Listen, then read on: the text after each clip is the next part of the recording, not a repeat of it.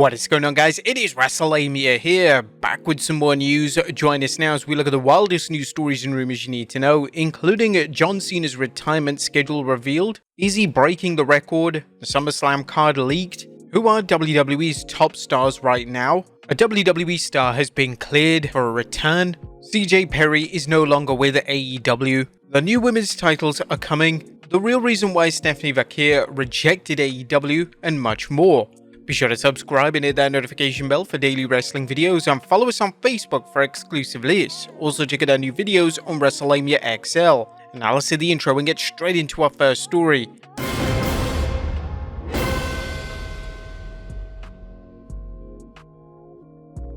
Our first story looks at John Cena's retirement schedule revealed. At top of today's news is a report on John Cena's 2025 retirement tour, including an estimate of how many matches he'll work and where. Meltzer is reporting in this week's Wrestling Observer newsletter, the idea is an 18-month retirement tour, although really it's a 1 year or so deal as his schedule is tight for most of the rest of the year. The impression is to start with a build to the Royal Rumble. It appears that WWE is using Cena's Money in the Bank retirement announcement as the official start, hence the 18-month figure. Cena's shooting schedule likely precludes him from wrestling for much of 2024, but don't be surprised if he makes an appearance at a TV show or PLE. The Observer also mused on how the WWE likely plans to pluck more cash from the Cena money tree. They will be able to market shows in many major markets as the last time Cena will wrestle in the city and have big farewells and likely sold out crowds.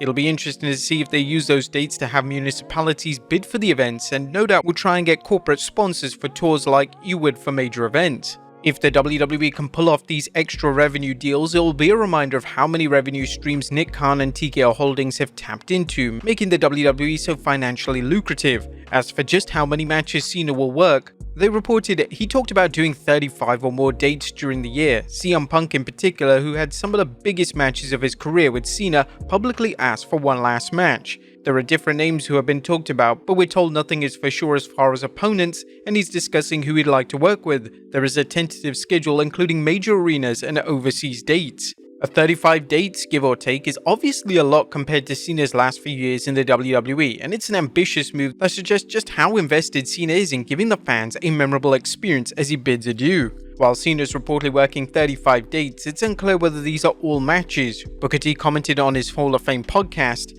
"I don't even see John Cena having 30 matches. I see John making 30 appearances, but I don't see him having 30 matches. It's not something that John Cena really needs to do." When it comes to how many matches Cena works, the WWE has to address the proverbial elephant in the room, whether Cena can stay healthy. His last run in WWE was followed by 2 arm surgeries, and it would be most unfortunate if Cena were to get hurt in the middle of his tour. Is he breaking the record though?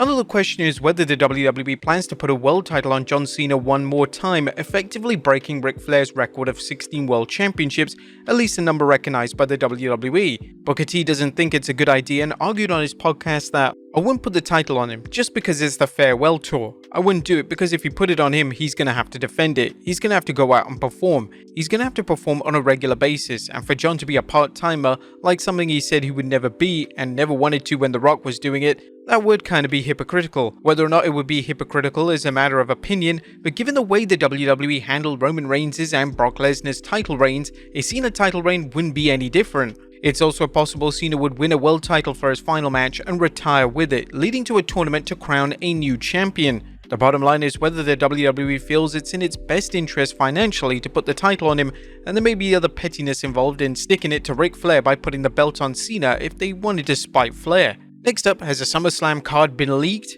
A SummerSlam is coming on 3rd August, and according to the latest Observer, the WWE has most of the show booked. Here are the matches listed by Meltzer as Cody Rhodes vs Solo Sikoa for the Undisputed Championship, Damian Priest vs Gunther for the World Heavyweight Championship, Liv Morgan vs Rhea Ripley for the Women's title, obviously this depends on whether Ripley is cleared to compete, Bayley vs Nia Jax for the WWE's Women's title, Logan Paul vs LA Knight for the US title, Sami Zayn vs Bron Breakker for the Intercontinental Championship, but Meltzer noted that on TV they did insert Ilya Dragunov into the program, so it's possible they could turn it into a 3-way.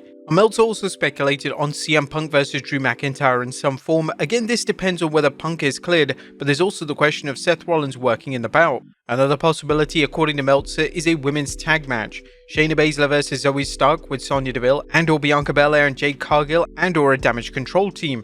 Meltzer noted that there was talk of a women's tag title match to be held that weekend, so it could be pay-per-view or at SmackDown or Raw TV that weekend. What do you guys think of this lineup? Is this a SummerSlam worthy card? Let us know in the comments down below. Next up, a WWE Star has been cleared for a return. Now, we haven't seen Jimmy Uso in the ring since his match with his brother Jey Uso at Wrestlemania 40, a match that maybe had too much hype behind it as it really didn't deliver at the grandest stage of them all. However, there is some good news, as according to PWN, Jimmy Uso is now cleared to return and should be returning to WWE TV any week now. Hopefully, upon his return, he will return with Roman Reigns and confront the Bloodline 2.0.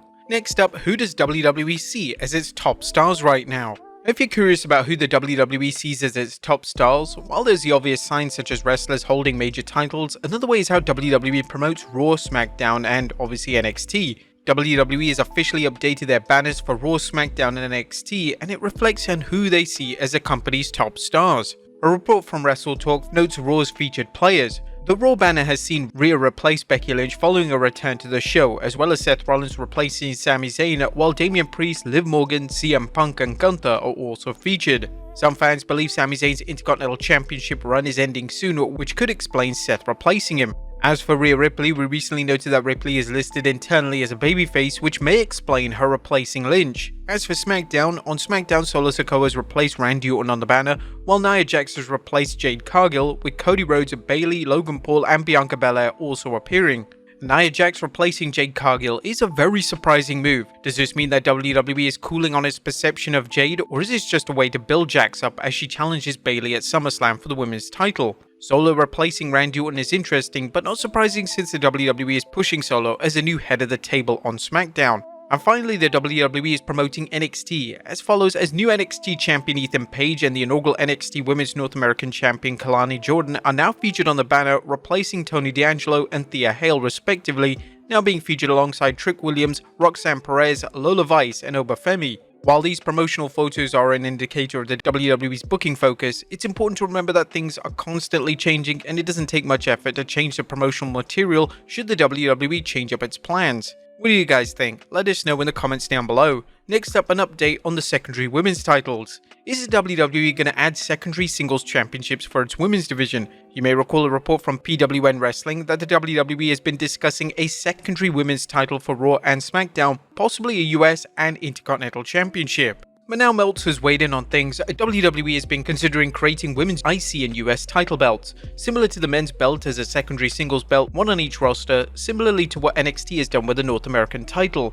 This was first reported by PWN, and we're told that this is under discussion, and given the impressions, it's not a done deal, but probable. Meltzer seems to be against the idea though, as he writes, obviously nobody needs to be adding more championships, but it would make sense that if the men can have two singles titles on Raw and SmackDown and women already have two on NXT, that Raw and SmackDown would add a second one. The idea that the women's division doesn't need new titles is one open to debate. The WWE has many female talents on its roster who aren't pushed as being ready for a world title. However, these talents could do well pursuing a secondary title. For example, Piper Niven's match against Bayley was all about giving the fans in Scotland a chance to see a hometown superstar compete, even though she didn't do much to earn a shot. Nonetheless, Niven performed well, and it's easy to imagine her competing for a second-tier title. Like any title, it's all about how the WWE books it. The Intercontinental Championship went from a workhorse title to a meaningless belt until the WWE put it on Gunther and he rehabilitated its image as something worth wrestlers chasing after. Next up, Nikki Bella wants a match with an AEW star. Could Nikki Garcia, aka former superstar Nikki Bella, step back into the ring to face Dr. Britt Baker? Britt recently appeared on the Nikki and Brie show, with Nikki announcing that she'll come out of retirement to wrestle Britt. What do you guys think of this possible match? Let us know in the comments down below. Next up, the real reason why Stephanie Vaquer rejected AEW. As Stephanie Vaquer is WWE bound, but why did she choose WWE over other promotions, especially AEW? According to this week's Observer, several sources close to the situation said that she didn't seriously consider AEW. As someone who grew up watching WWE on television in Chile, that was her goal. The WWE has left an impression on many fans turned wrestlers, hence they decided to sign with the WWE rather than other promotions. In fact, there have been rumors of WWE using their chance to work a WrestleMania as an incentive for free agents to sign with the company, a move that, while it hasn't always led to free agent signing, doesn't appeal to others. Next up, CJ Perry exits AEW. Now blink and you missed it. Yes, CJ Perry's time in AEW has now come to an end. She confirmed with USA Today that she is no longer with the company and mentioned, "My time with them AEW has just finished. I'm really focused on finding talent and cultivating them and helping them become the best wrestler champion possible. I guess you could say I want to be the Paul Heyman." Is she the next Paul Heyman? Let us know in the comments down below. And finally, more talent looking towards Hollywood. Last but not least, 3 more WWE talents are apparently looking for roles in Hollywood. PW Insider's Mike Johnson is reporting at PWInsider.com can also confirm that a number of WWE stars auditioned for a new character named Axel, including Omos, Cedric Alexander, and Apollo Crews. We're told that the production is going forward without any of the WWE talents having been cast in the role. Given Omos' size and presence, it's surprising that the Nigerian Nightmare hasn't been cast in more roles. The ever-increasing amount of content coupled with more wrestlers signing with talent agencies suggests fans could see more WWE superstars in TV and film roles. But there you have it, folks, the wildest news stories and rumors you need to know. Be sure to leave your comments down below. I'll see you next time with some more wrestling content.